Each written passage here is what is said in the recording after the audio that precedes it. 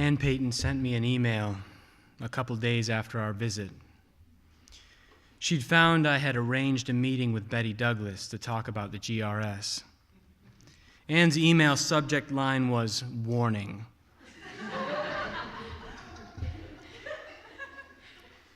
The email itself said, Betty's a genius.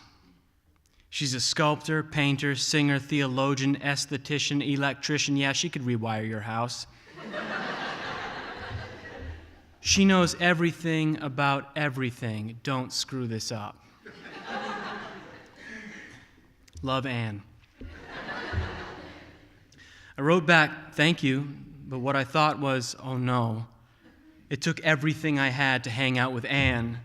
How am I going to survive this? I'm intimidated by greatness. I shouldn't be meeting with the Anns and Bettys of the world. I should be carrying them in one of those sedan chair things with poles on either side, made so that 2 or 4 Dans can carry royal people around like they're the Ark of the Covenant.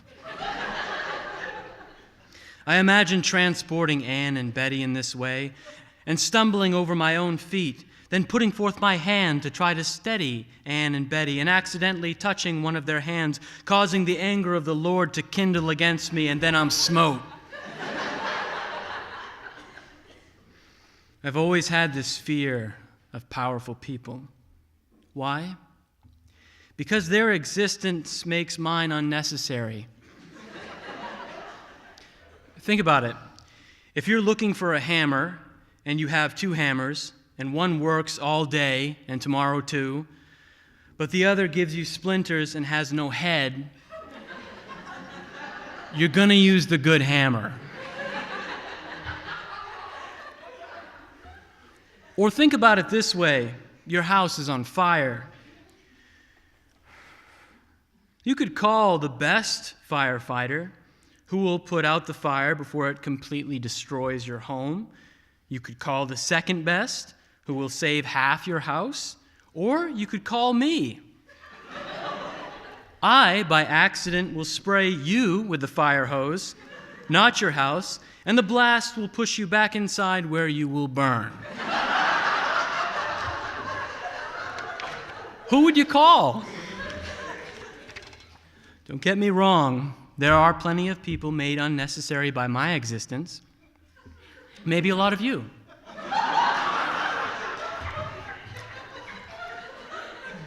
But that doesn't mean anything to me when there's someone out there who can wipe me out.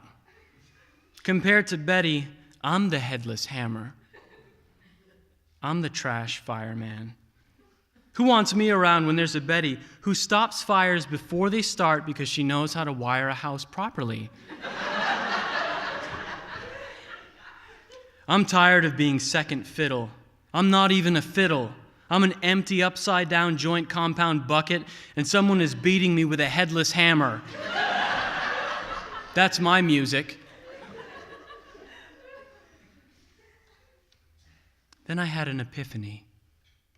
This empty bucket filled up with a mission. You know what, I thought?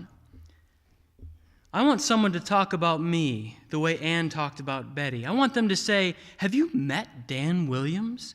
His existence renders yours unnecessary.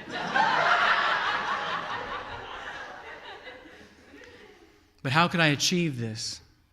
Dr. Esther Meek told me how. After a humanities event where Betty sang jazz, Esther said, let's all pray that we grow up to be Betty Douglas. There it was. I said to my heart, I'm going to be Betty Douglas. The next day, I drove to the Douglas Art Gallery in Rochester, where I was to have my conversation with Betty. I knocked on the door. Betty opened it. Greetings, she said, and welcomed me into the gallery.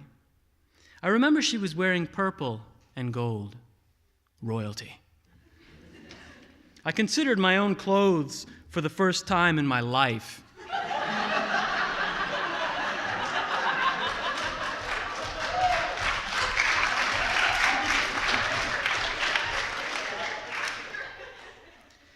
I was wearing all gray, The outfit my wife has named the cloud costume. Gray shoes, Crocs, gray pants, gray button-up shirt. The only variety is on the shirt. I had an elbow hole that happened, but then my wife patched it with Walking Dead fabric. Now my elbow says dead on it.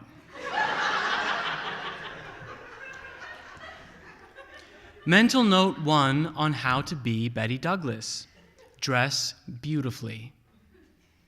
I stepped inside the gallery and immediately found myself in a hall brimming with art, sculptures to the right, to the left. The walls hung with paintings, drawings, collages. Every piece communicated beauty, depth, feeling. I was overwhelmed. I panicked and started talking about art, which I cannot do. I wanted her to know that I know art is amazing.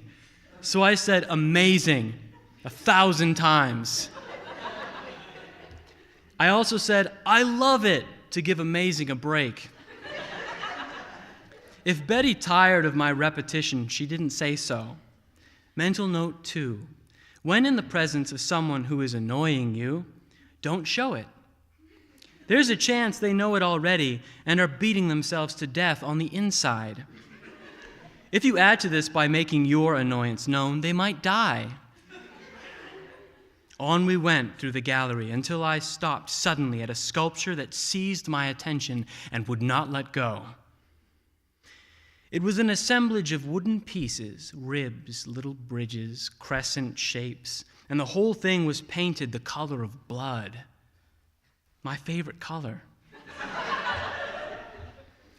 If the Lord decides to test me by sending a baby, I will paint the baby's room blood red. A nice neutral color that works for both kinds of babies. How do I figure? Boy babies have blood in them. So do girl babies. What a fine room to grow up in. I know this because I read Jane Eyre.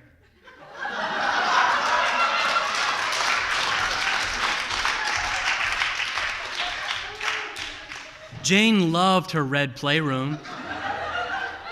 She loved it so much, she was like in there all the time. I looked closer at the sculpture and discovered it had what looked like human bones mingled in with it. Those bones are real, Betty said. They're from a soup I made. Right now, the closest I've come to cooking is waving flies off of meat with my hands. To be fair, this can be classified as food preparation, as I find myself far more prepared to eat meat when it isn't crawling with flies. Mental note 3, learn to cook. Betty and I stood side by side, gazing at the blood-colored sculpture. It's beautiful, I said. I love it. Now look carefully, she said. Do you see a letter in the sculpture? Right there, I said, the letter V. Look harder. I did. I looked so hard, I heard ringing in my ears and my knees started sweating. Then I saw it. It's an N. It is, she said. Mental note 4, give people quality tests. If they pass, they get to have self-esteem. If they fail, they hate themselves. This is called humility. And you made it happen. Humbling people gives you crowns in heaven. I was so happy I'd found the hidden letter. I began to wonder if the sculpture was Betty's way of seeing if there are any other Bettys out in the world. Maybe she's been waiting for years, showing the sculpture to everyone she meets, but everyone has failed until today. Sadly, the test wasn't done. Now, she said, do you see the guillotine? I wanted to confess that I see the guillotine all the time. Everywhere. When I see people using those paper cutter machines, I wonder how many hits it would take to get to the other side of a neck.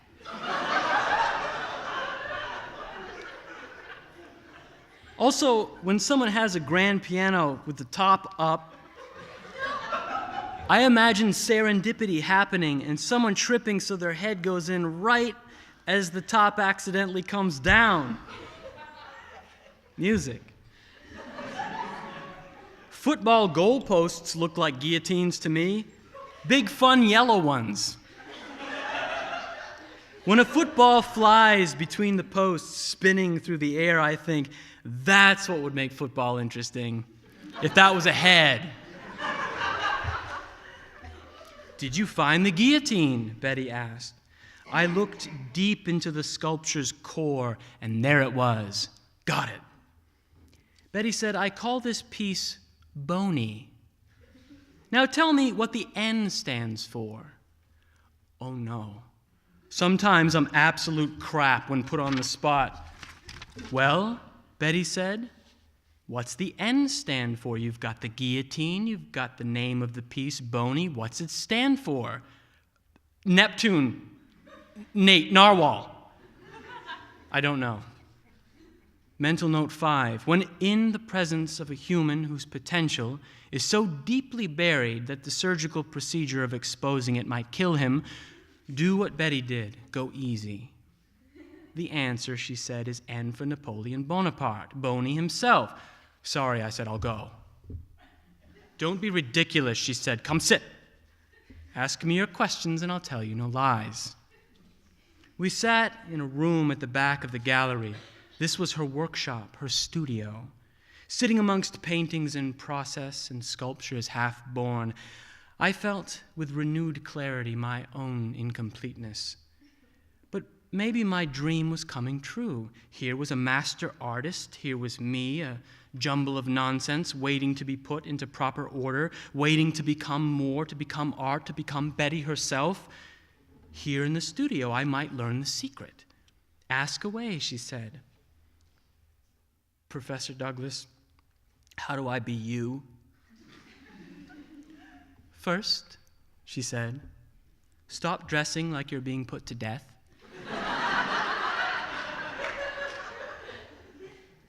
Second, stop annoying people. Third, you don't look healthy. Are you eating rotten food? Yes. Well, stop it. Fourth, quit living as if everything's a test. Just be. And 5, go easy on yourself. And if you still want to be me after all that, then learn to be fabulous. Discouraged by having so much work to do, I asked, Betty, will I ever get to be you? She thought about it for a moment, then said, for you, maybe in heaven. And now for a little glimpse of heaven, ladies and gentlemen, I give you Betty Douglas. He didn't tell you about the part, the nickname my sisters gave me when I was growing up. I'm Liz the Diz. But to be more serious, on our evening of hero appreciation, might start by hooking up with what Anne just finished in terms of Amazing Grace. You know, it was written by a man named John Newton. And one of the reasons Amazing Grace is not only an Anglican hymn going back to the 18th century, it's also an African-American spiritual, because once the slaves learned Amazing Grace, they did different things with it other than to sing it in metered time. And you heard me doing a little bit of free play with it while we were singing it. But the most interesting thing about John Newton and that song is that it's his life story, in effect. John Newton, trained as a lawyer, had become an operator in the slave trade. He sailed a slave ship along that famous path from Great Britain to Africa, to America, transporting African peoples to the Western Hemisphere, where their bodies could be made use of to build economies in what we now call the United States, and in that certain part of the world which is presently under duress. It's called the Northern Triangle, that little corner of South America where we have Guatemala and San Salvador and Ecuador and Mexico. Did you know, for example, that by the time the first African arrived in Jamestown in 1619, there were already nearly 3 million Africans in the Western Hemisphere, most of them in the Caribbean and northern South America. Even today, the population of Brazil, the African Brazilian population, is much greater than the African American population in terms of African heritage. And so John Newton, as a slave trader, was actually living the life that he was singing about. He didn't even believe in God when he first started out. He was not a religious person. And then he ran into trouble on the seas one time, and his ship nearly sank, and he cried out to God while he was at his worst, and God answered him. And it was after that that John Newton's life was turned around, and he quit the slave trade and went about trying to find a better use for his talents.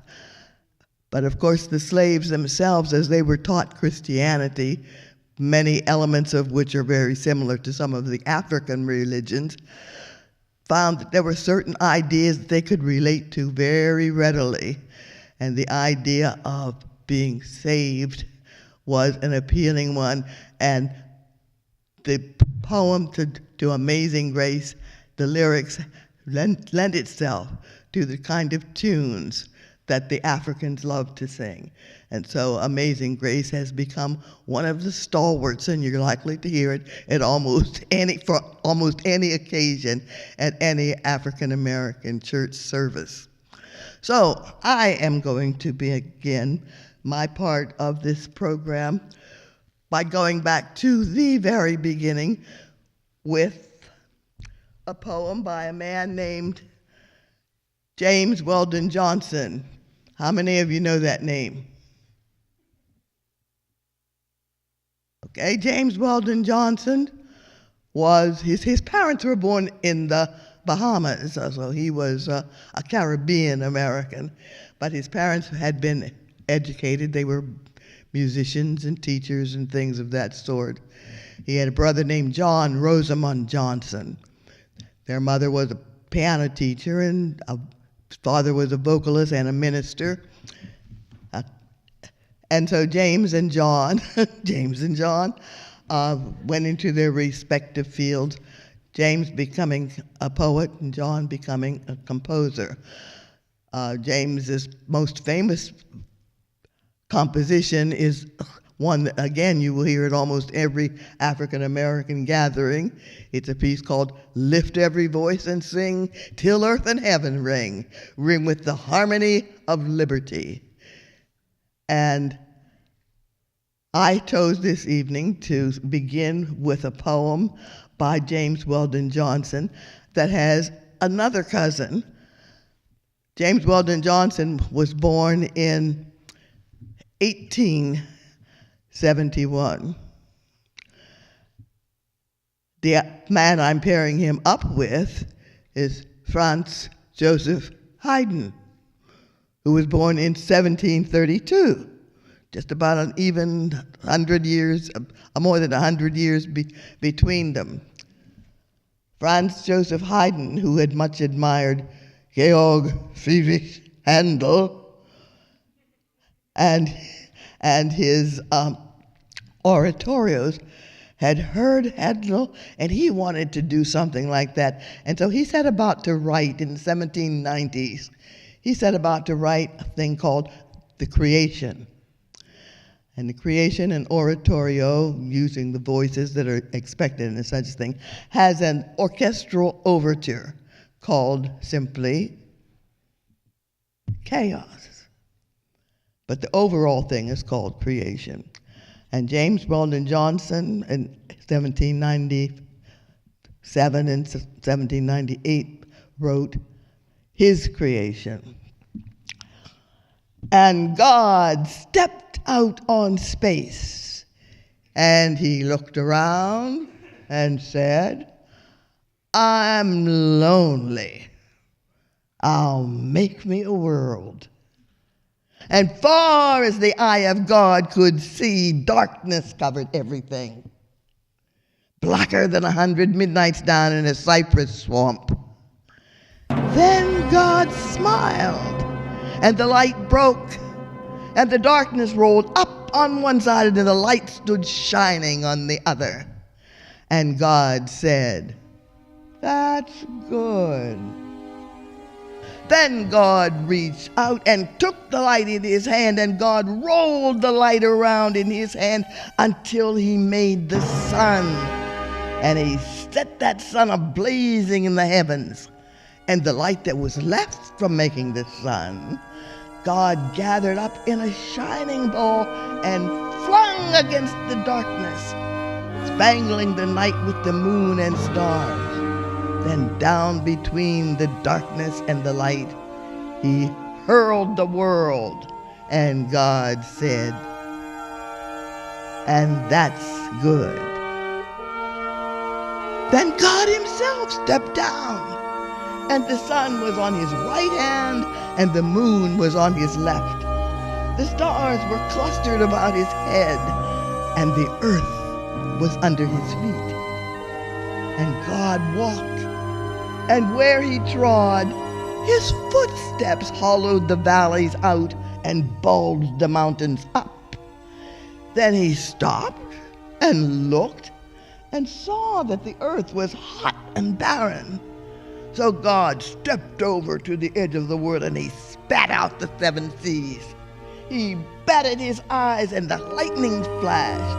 He clapped his hands, and the thunders rolled, and the waters above the earth came down. The cooling waters came down.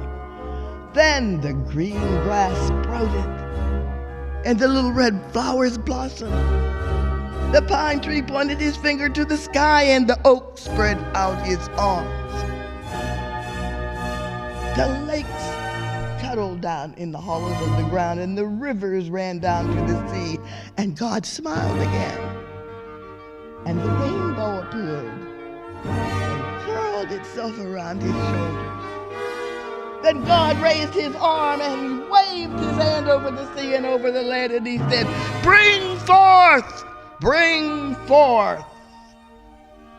And quicker than God could drop his hand, fishes and fowls and beasts and birds swam the rivers and the seas, roamed the forests and the woods, and split the air with their wings. And God said, that's good. Then God walked around, and God looked around on all that he had made.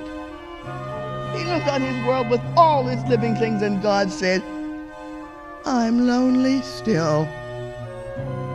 Then God sat down on the side of a hill where he could think. By a deep, wide river he sat down with his head in his hands. God thought and thought till he thought, I'll make me a man. Up from the bed of the river, God scooped the clay, and by the bank of the river he kneeled him down.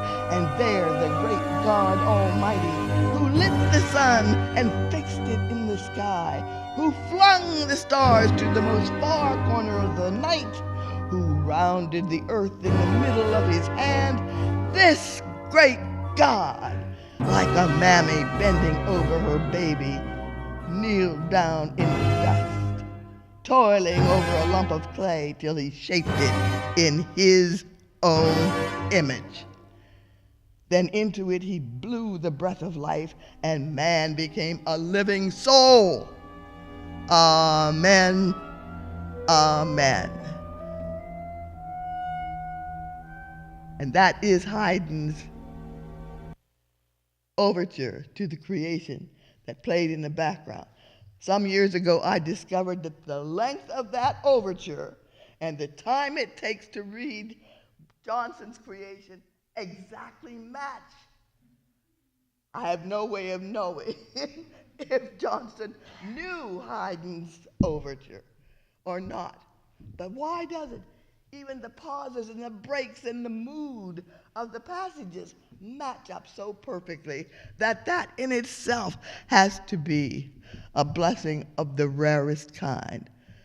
130 years apart, from two totally different cultures, but with their eyes on the same prize and with the same understanding of the relationship between man and God.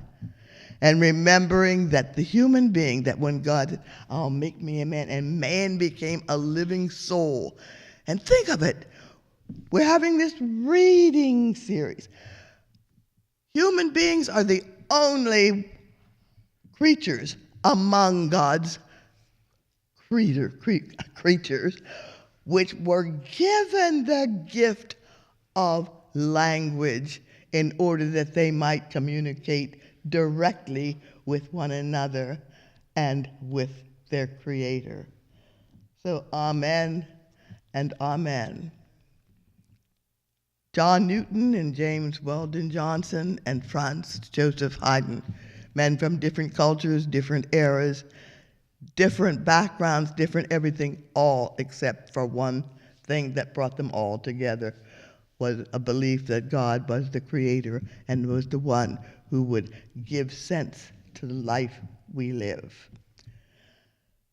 So now I'm going to jump into the 20th century with a poem by one of the great early 20th century African American poets, Claude McKay, who in 1933 wrote, "Like a strong tree.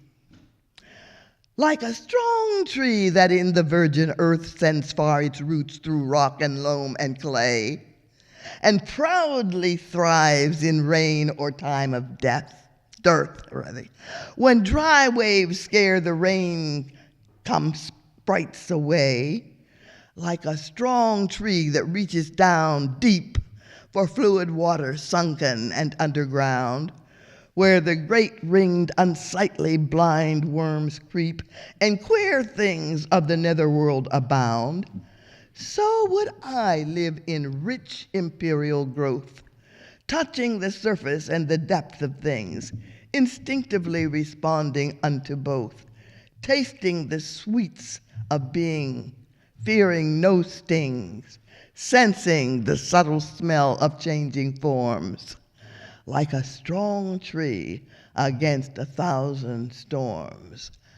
And in that you might be hearing an echo of one of the most famous passages in the Psalms, and which is repeated in other places in Scripture as well. I thought that would make a nice transition to another one of our four heroes, Maya Angelou. Because we're talking about our heroes in the past, both mothers and fathers. Our grandmothers. She lay, skin down on the moist dirt, the canebrake rustling with the whispers of leaves and loud longing of hounds, and the ransack of hunters crackling the near branches. She muttered, lifting her head and nod toward freedom, I shall not be moved."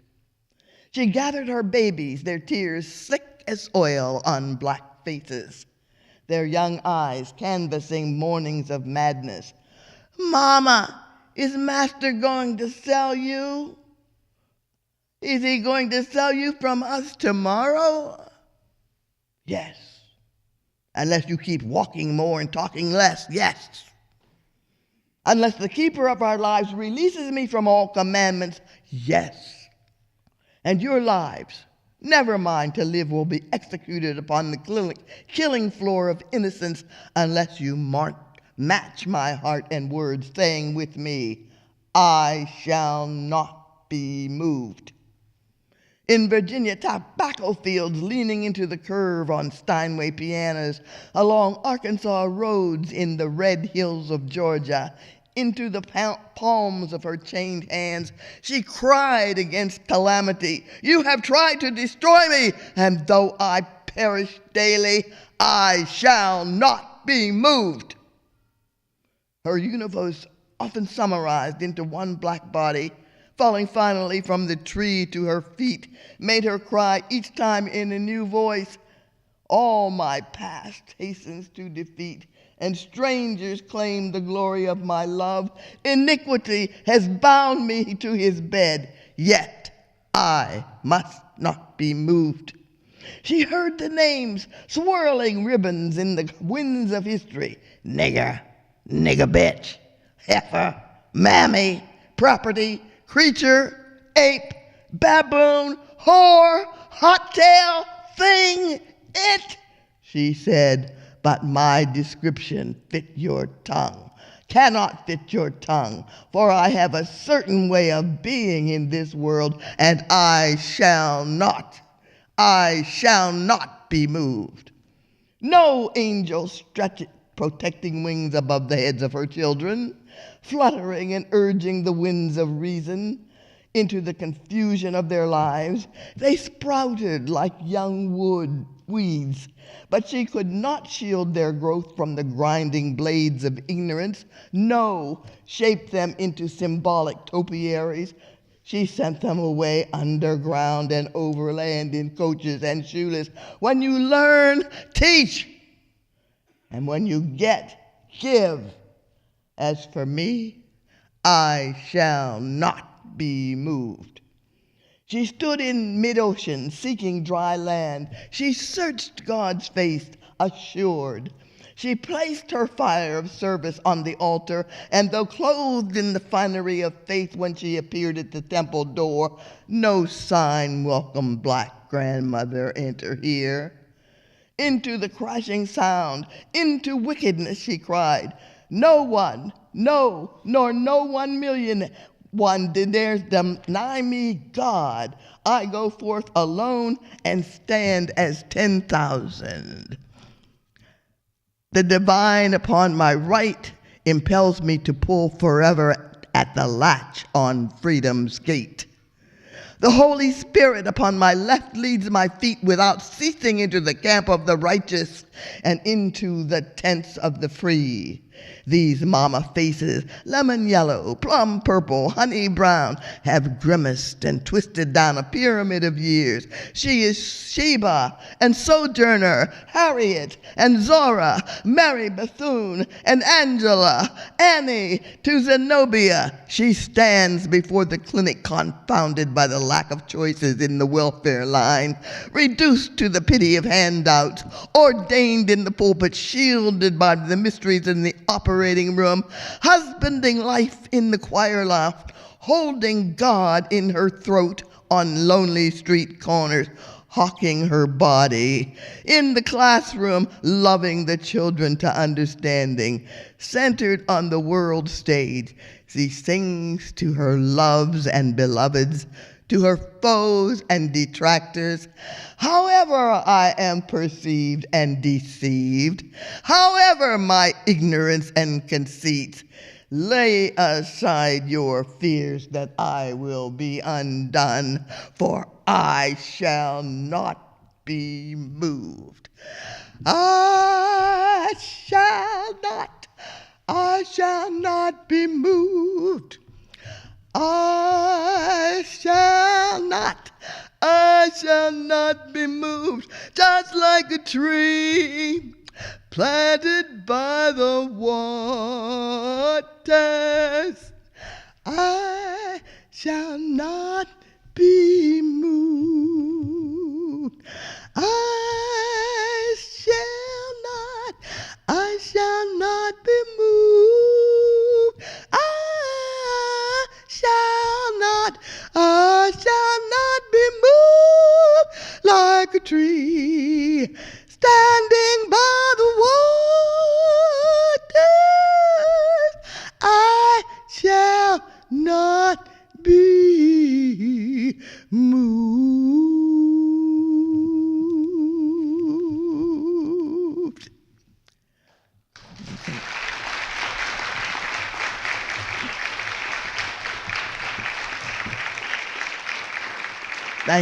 Thank you. And also from Maya Angelou, her 1977 poem, which you may have heard before, And Still I Rise. I just want to read just the last stanza of it, because it too, these are very old. These are songs that were written in slavery times that were revived again during the civil rights movements of the mid and late 20th century as a way of suggesting that there was still much to be done. Very few Americans, I find, are even aware of the fact that until after the Civil War that African Americans were not considered to be fully human. We were considered to be 3/5 of a person. And so if a slave only had 100 slaves, then each of those slaves could be counted as 3/5 of a person, and that aggregate would be added to his weight in the political world, so that when it came voting time and representational time, a plantation owner with 100 slaves would have a vote that accounted to 1 plus 100 times 3/5. So that's what gave the South its economic power during the pre-Civil War days, and afterwards, in the post-Reconstruction era, gave them the weight to enforce the segregation laws, which kept the South so heavily tied up for many years, and does it still. It's only since this, I think it's now 11 years since I became one of the subjects in National Geographic's Genographic project, following the migration of peoples over the source of the earth. And I found out at that time that I am 60% East African, which is different from most African Americans who largely come from West Africa. But I'm 60% East African, but I am 10% Norwegian,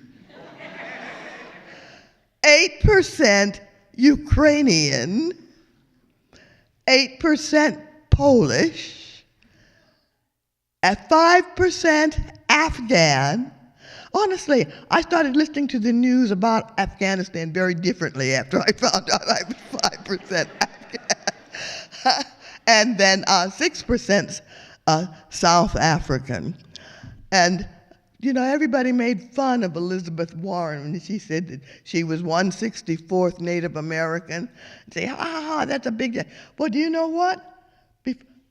For most of American history, in most of the American states, you only have to be 1/64th African to be considered an African American. That's why African Americans come in all different colors, as you heard in that one poem, from one thing to another. I know that between me and my husband, we have such mixed bloodlines that one of my daughters, when she was 4 or 5 years old, she has kind of auburn-colored hair and hazel-colored eyes and a kind of light golden brown skin. And she says, "Mommy, am I adopted?" Even though I got the zipper on my belly to prove that she wasn't. And still I rise. Out of the huts of history's shame, I rise. Up from a past that's rooted in pain, I rise. I'm a black ocean leaping and wide, welling and swelling, I bear in the tide. Leaving behind nights of terror and fear, I rise. Into a daybreak that's wondrously clear, I rise. Bringing the gifts that my ancestors gave. I am the dream and the hope of the slave. I rise, I rise, I rise. Maya Angelou, 1977. Oh, and I've forgotten that little self-confession there that I found out when I got into Ancestry.com and stuff like that. I found that my third great-grandfather in Halifax County, North Carolina, was the slave owner who took my third great-grandmother as one of his women. And then they had a son, my second great-grandfather, who was freed before the Civil War, freed by his father, the slave owner's will, because he had been educated, he had been allowed to go to school and to learn the manners of the master folk there.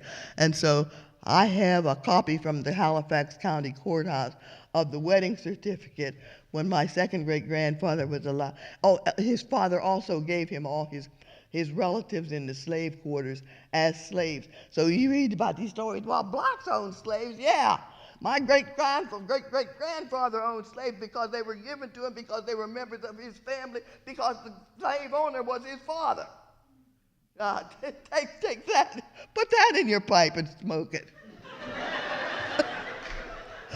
Okay, so now to some better, happier things. Another Maya Angelou poem which gives us a kind of a change of point of view. It's called Touched by an Angel. This was written in 1995.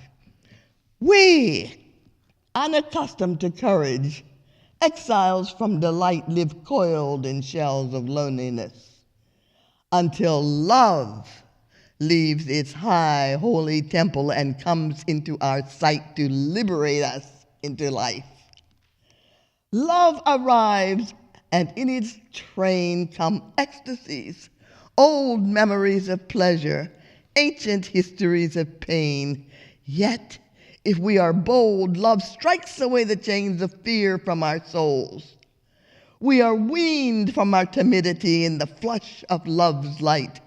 We dare to be brave, and suddenly we see that love costs all we are and will ever be. Yet, it is only love which sets us free. Touched by an Angel. I think that these next two are poems that were written by me. I think they were printed in the Chimes at some point along the way. Here, I don't remember when it was, but here's one called Simply Plea. If jasper be not precious, and gold is just for fools, what alchemist will take me on for hire? If willows must not laugh, and doves may only mourn, what druid priest will sanctify my right? Oh, let me sing to thee, who art and so shall be, whose world is without end. Amen. And another called Deep Song.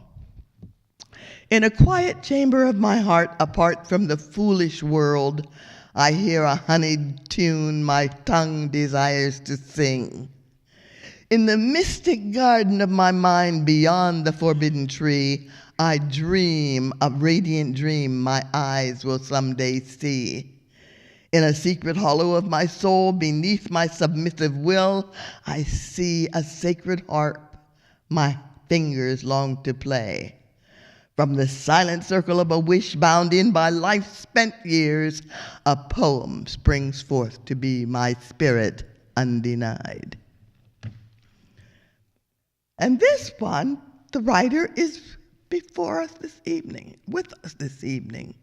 It was written in 2014 by none other than a professor of Bible and theology and philosophy and a composer and poet in his own right, none other than Dr. Byron G. Curtis, called Jazzy Lady, which he wrote after hearing me perform in one of my other alter egos as a jazz singer a few years ago.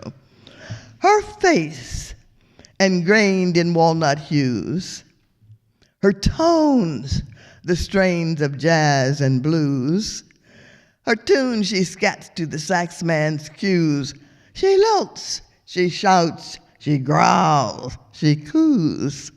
She slings a note, it swings askew, it stings, and then she sings it true. And true's the tale, though black and bruised, for bluesin' pays its gospel dues. Her rhythms rise and writhe and rhyme. She syncopates in dotted time. And justice, grace, and peace entwine. Her vining themes ply line by line. It's hard when you're young to sing the blues. She's rung the years in prayer and pew, and placed her bets and lost a few, and dug the ashes for the clue. So mix the sorrow with the song, and hope tomorrow shall belong to flights of sparrows waxing strong, when God sets right a world so wrong. And I'll close here with another that pays homage to music by Ntozake Shange, most famous for having written the play for colored girls who have considered suicide when the rainbow is enough. But she was a jazz lover. She says, I live in music. Is this where you live? I live here in music. I live here on C-sharp Street. My friend lives on B-flat Avenue. Do you live here in music? Sound falls around me like rain on other folks. Saxophones wet my face, cold as winter in St. Louis. Hot like peppers I rub on my lips, thinking they was lilies. I got 15 trumpets where other women got hips, and an upright bass for both sides of my heart. I walk around in a piano like somebody else be walking the earth. I live in music, live in it, watching it. I could even smell it. Wear sound on my fingers like sound falls so full of music you could make a river where your arm is and hold yourself in the music.